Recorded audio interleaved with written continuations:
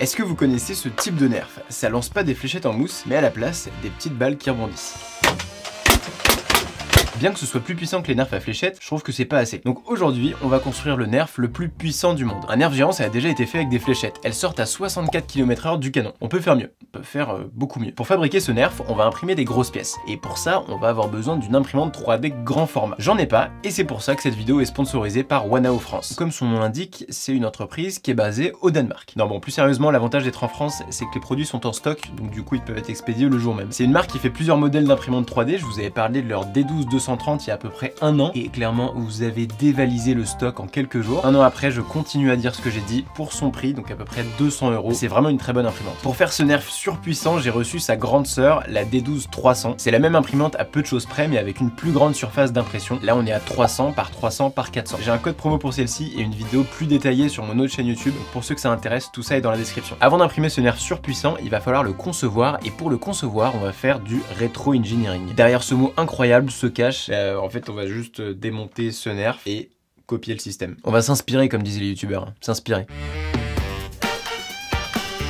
Le principe est vraiment pas compliqué, on a deux galets entraînés par deux moteurs qui tournent dans des sens opposés, et une fois que les balles arrivent au milieu, elles sont aspirées puis éjectées. Et si on remplaçait cette balle par cette balle? Et au passage, ces petits moteurs tout mignons, on les voit à peine par ce genre de gros moteurs énervés. Juste une petite question Maxime, ils font combien de tours minutes les moteurs? Oh, à peine 50 000, c'est tout. Au début j'avais pris deux gros moteurs de vélo électrique, mais voilà ce que ça donnait. C'est beaucoup trop lourd et beaucoup trop gros, donc le nerf aurait été impossible à porter, on abandonne cette idée. À côté, ces moteurs paraissent beaucoup moins impressionnants, et pourtant c'est beaucoup plus adapté. Ça s'appelle des moteurs brushless, ça a la particularité d'être compact, d'être puissant, et en plus de ça, d'être à vitesse réglable. Là on peut pas le brancher directement à une batterie, il faut utiliser ce type de circuit qui s'appelle un ESC. Bon, maintenant qu'on a la taille des balles en mousse et des composants, on va pouvoir commencer la modélisation 3D. Bon, en vrai ça a été hyper rapide, hein. Un quart d'heure max. C'est faux.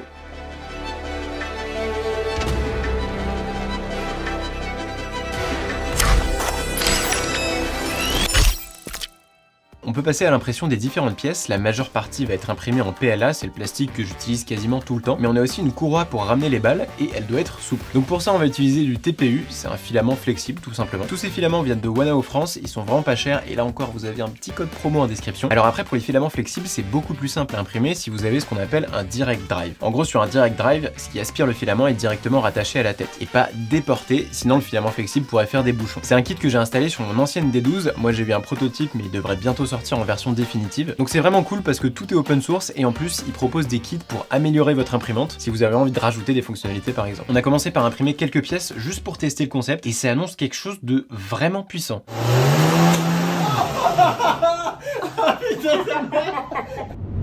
Bon, on a un problème, on a beaucoup plus de pièces à imprimer que ce qu'on pensait, et donc on sera jamais dans les temps pour la sortie de la vidéo. Salut, on a un léger problème, on risque d'avoir quelques jours d'impression en plus que ce qu'on imaginait. Ce qu'on peut faire peut-être, ce serait de t'envoyer en urgence une nouvelle D12-300 pour essayer de rattraper ton retard, qu'est-ce que t'en penses? Non mais t'inquiète, on va trouver une solution. Bon, c'est reparti, elles sont là toutes les deux, on a encore beaucoup de pièces à imprimer, et comme d'habitude, je vais utiliser la qualité la plus basse, parce qu'évidemment, plus les couches sont épaisses, moins de temps ça prend à imprimer.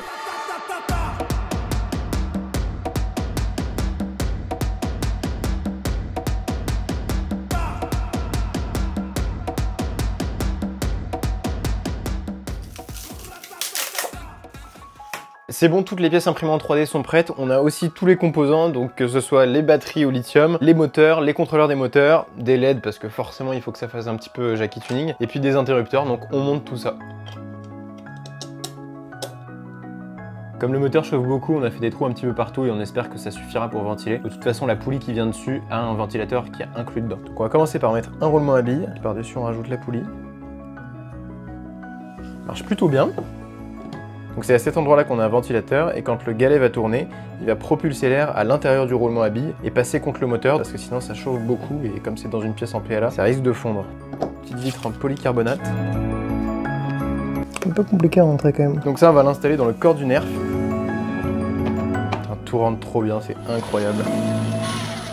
Maintenant on peut assembler l'autre côté. Les vis on les met pas directement dans le plastique, il y a des petits inserts filetés qu'on a insérés en les chauffant, et comme ça c'est vraiment parfait et c'est résistant. Ok, alors ensuite on va pouvoir retourner la face et on va s'attaquer à l'électronique. Donc ça c'est le moteur qui va permettre à la courroie de tourner et d'amener les boules jusqu'aux deux galets. Ok, maintenant on peut installer la première poulie qui va servir pour la courroie. On va s'attaquer à tout câbler. La première chose qu'on a, c'est un interrupteur avec une LED bleue, donc ça va être magnifique. Alors, qu'est-ce qu'on va faire maintenant? Bon, on va installer la détente. Et juste là, il va y avoir un petit bouton End Stop. Les composants sont hyper serrés, je vais placer le SC par en dessous et je vais essayer de récupérer tous les câbles.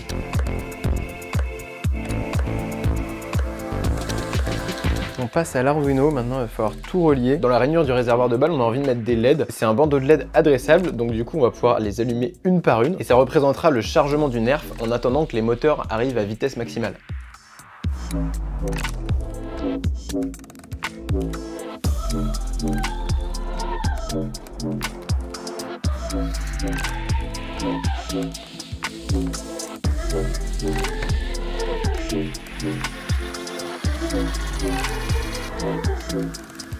C'est passé.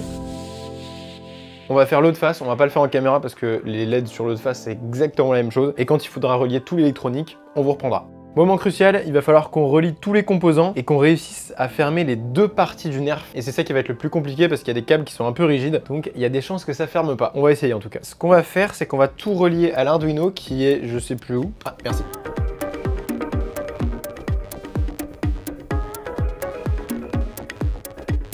Et ensuite, on relie tous les moins, tous les plus, et on va pouvoir fermer le boîtier. Et je vais me cramer, je sens. Ah! Je le sentais venir. Ok, on est bon, je crois. On est pas mal. Alors déjà, il n'y a pas d'étincelle, donc ça c'est bon signe. Et peut-être que quand je vais appuyer là, ça va cramer. Les deux fonctionnent. Les deux fonctionnent. La carte s'allume. On teste avec un moteur. On essaye. Et donc là, si j'appuie là... Yes! En vrai, c'est pas mal quand même déjà. C'est quand même super. Il y a juste les LED qui... Il y a un petit problème qu'il faut régler, mais sinon le reste, ça fonctionne. C'est cool. Franchement, du premier coup, c'est cool. Donc là, on rajoute une des deux poulies et ensuite on met la courroie. Le principe est vraiment simple. Quand on appuie sur ce bouton-là, ça va déclencher les deux moteurs, donc les deux galets qui entraînent la boule. Quand j'appuie sur les queues de détente, ça va déclencher le tapis roulant. En fait, c'est simplement une courroie qui emmène les balles du réservoir jusqu'au galet. Donc à ce moment-là, les balles vont être éjectées.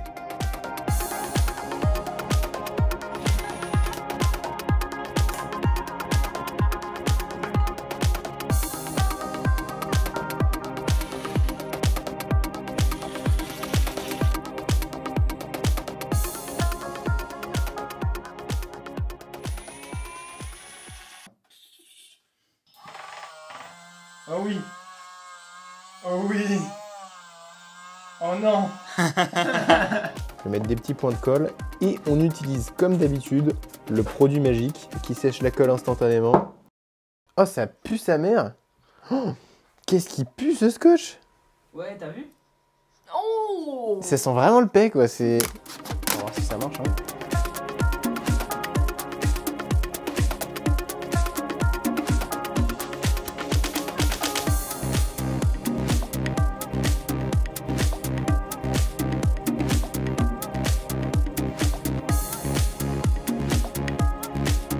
Bon du coup en gros on a changé la courroie parce qu'elle frottait un petit peu et puis ça dérapait. Donc on a dû changer la courroie et ses poulies. Maintenant je crois que c'est l'heure de passer au test. J'ai vraiment hâte de tester cet engin de la mort. Je vais juste rajouter un laser en dessous et ensuite on pourra mettre les batteries. Ouais, c'est quand même bien puissant hein. J'ai mis du scratch derrière les batteries comme ça elles vont pouvoir s'assembler ensemble et comme ça elles tomberont pas. On branche. On retourne l'arme et on fait la même chose de l'autre côté. Bien foutu, hein, je sais pas qui a créé ça, mais... Cet engin, mais c'est n'importe quoi. Oh là là, ça va être d'une violence. Putain, ça marche parfaitement, c'est incroyable. Le stress est à son comble. Je vais pas tirer vers les ampoules parce que je risque de les éclater. Donc on va plutôt tirer vers le mur. Bon bah c'est parti, hein. Le petit laser. Je vais commencer à acheminer les balles. Oh là là, ça marche trop bien.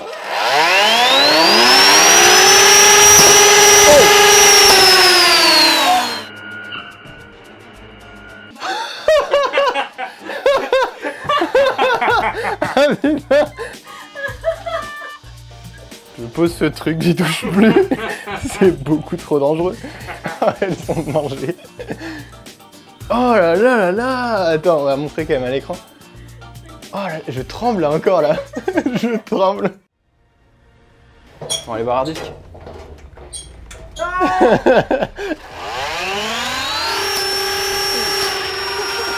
Je suis là vraiment pour réagir dans les vidéos. Abonnez-vous à ma chaîne, j'ai bientôt 300 000 abonnés. Est-ce qu'on n'irait pas faire un petit tour là-bas?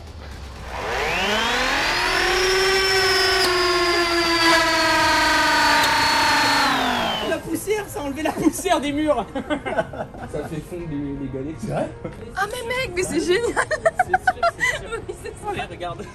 Oh putain. Ça fait fondre les galets. Oh, c'est assez soudé avec le polycarbonate. Oh mais what? En fait, ça va vite. C'est balle en mousse quoi. Tellement de bruit, t'as plus peur par le bruit que par la vitesse de la balle. Non, vraiment. On pensait pas faire un broyeur en fait à la base. Ok, donc on a un peu fait les cons parce qu'on a poussé les moteurs au maximum, donc à 50 000 tours minute dès le début. Et du coup, les roulements à billes ont commencé à chauffer. On fait fondre les galets et les galets avec la force centrifuge et comme ils étaient un peu fondus, bah, ils se sont écartés et ils se sont collés à la protection en polycarbonate, ce qui a fait qu'on a carrément du plastique qui s'est soudé dessus et c'était tellement chaud que même le polycarbonate a fondu. Donc énorme bordel, on a changé le code pour le mettre à peu près 40% de la puissance pour pouvoir faire des essais supplémentaires. Mais malheureusement, on pourra pas mettre de protection cette fois-ci. Ah oui, et autre chose que je vous ai pas dit, le bouton qui est à l'avant et qui permet d'allumer le nerf est pas du tout fait pour ce genre de puissance. On a deux ESC qui font 120 ampères. Je vous laisse imaginer un petit peu ce qu'il a subi. Donc il a cramé. On vient de le remplacer. On va pouvoir faire quelques tests supplémentaires. Mais avant, j'ai rajouté des barres en cuivre pour pouvoir bien guider les balles.